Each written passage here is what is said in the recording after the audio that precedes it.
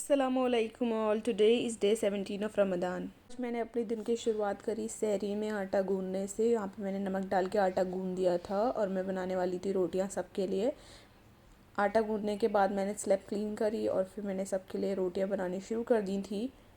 यहाँ पे मैं जल्दी जल्दी रोटी बना रही थी और इसका एक इजी वे होता है। मैं बहुत बड़ा सा पेड़ा कट कर लेती हूँ, उसको रोल आउट करती हूँ और फिर उसको कट करके मैं उसमें से ही सारी लोइयाँ क्रिएट कर देती हूँ और बहुत आसानी से इससे रोटियाँ बन जाती हैं।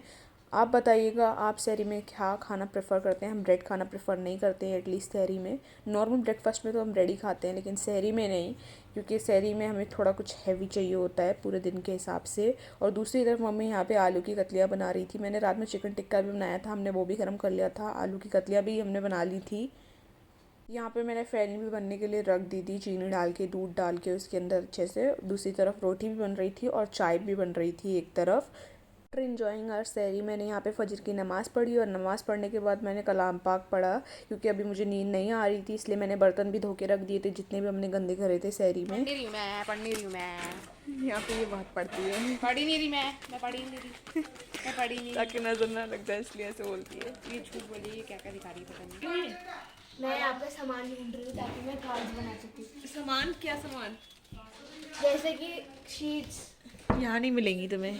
तो यहाँ पे फातिमा के पेपर ख़त्म हो चुके थे इसलिए वो क्राफ्टिंग के लिए कुछ ढूंढ रही थी। उसको बहुत अच्छा लगता है क्राफ्ट करना। दूसरी तरफ आमना पढ़ रही थी लेकिन वो बता नहीं रही थी क्योंकि उसको होता है कि उसको नज़र लग जाएगी एंड ऑल। और फिर दोपहर में मैं डैडी के साथ बैंक जा रही थी, मुझे अपना कुछ काम था स्कूल रिलेटेड।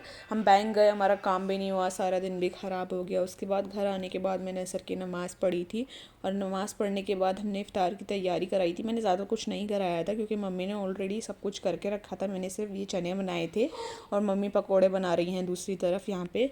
और मम्मी ऑलरेडी हमारे लिए दही बड़े बना चुकी थी, तो हमने बहुत heavy and at the same time light एक इफ्तारी इंजॉय करी थी। इसके बाद हमने खाना खाया था। खाने में मम्मी ने कोफ्ते बनाए थे जो कि बहुत अच्छे बनाए थे। आफ्टर इफ्तार मैंने यहाँ पे नमाज़ पढ़ी और उसके बाद मैं रेस्ट करने लग गई थी और फिर मैं उसके बाद कर रही थी निहाल भाई की पैकिंग, क्योंकि निहाल भाई जा रहे थे गोवा।